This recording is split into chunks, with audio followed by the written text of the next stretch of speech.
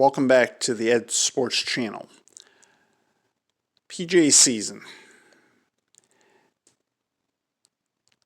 By now, we'd be about 3 weeks away from the Masters.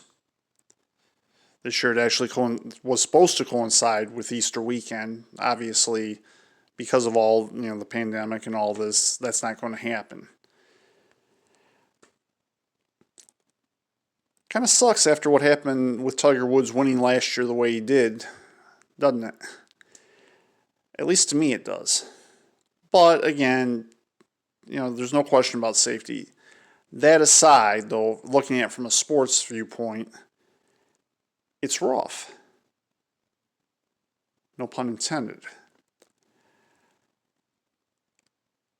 Much like baseball, we don't know when or if there is going to really be a PGA season in terms of the majors, and we know basically the PGA season doesn't start until the Florida Swing, which had just gotten underway, if it did, when all of this struck. And then that's what usually, that's what flows into the Masters, and now the way it is, the Masters, the PGA Championship, and then the U.S. Open, and then the British Open, with the change last year moving the PGA Championship from August to May. With that having been said, are we going to have a Masters at all this year? Understandably, they moved it to September. But how many sporting events can you have in September? Usually September you have the playoff, the pennant race, you have NFL games, and now you're going to add to that the Masters and the Kentucky Derby, the Belmont, and now the PGA Championship, presumably. I mean, it's going to be a month of September packed full of sports, yes.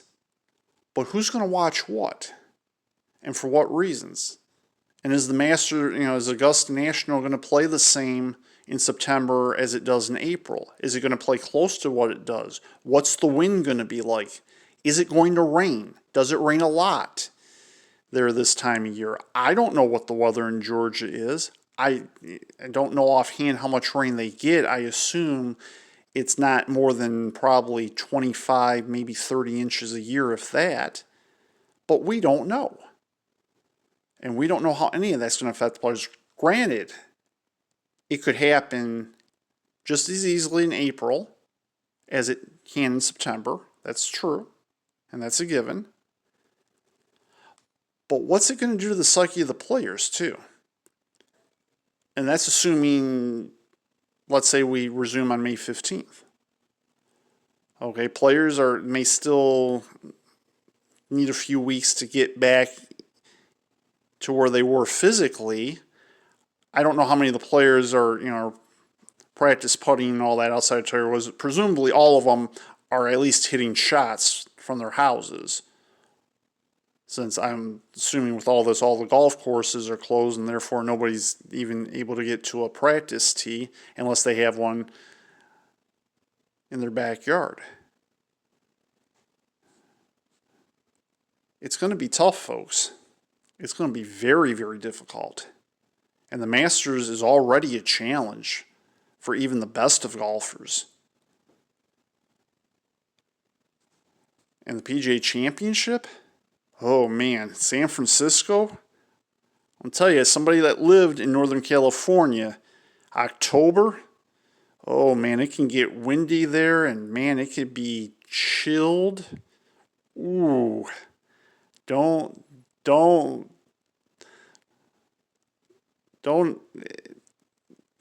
admire I admire the players, but man, I feel for them. I feel for them very much playing in that kind of weather, because it could be some brisk wind, and if the golf course is set up in such a way, whereas normally playing in May, you might see the winner at, let's say, 10 under, even par might win you that golf tournament. Now, that's going to be interesting if that's the way it transpires. In the next segment, NCAA tournament.